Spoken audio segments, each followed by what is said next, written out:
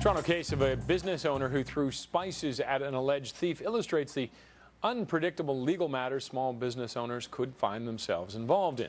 Joining us is Barbara Haynes of DAS Canada. Thank you very much, Barbara, for joining us today. Thank you. How do small business owners know their legal rights? What's the best way?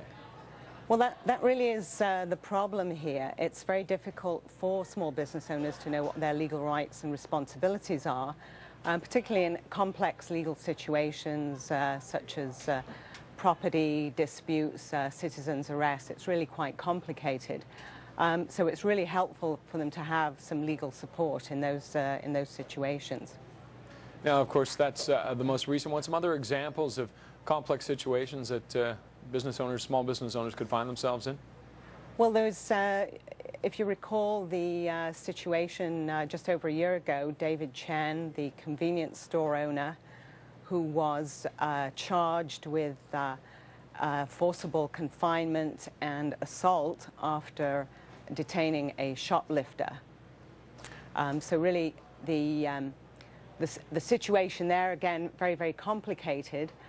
The law is such that small business owners really do not know how to deal with that situation.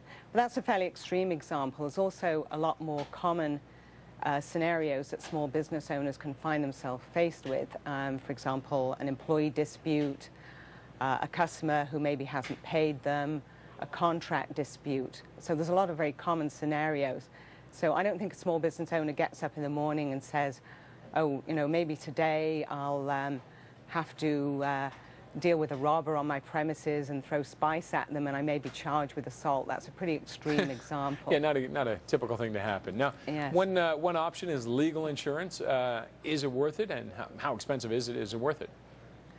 Well, for small businesses, and the minimum cost is around $250 a year, with an average of around $750 a year. There's different types of policies you can buy, certainly.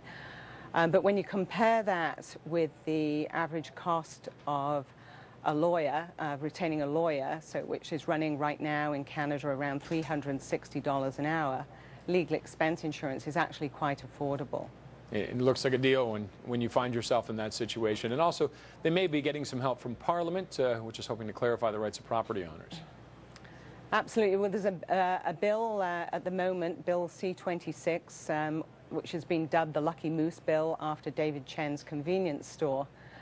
And if passed, what this law would do is it would allow a citizen's arrest within a reasonable time of the crime being committed.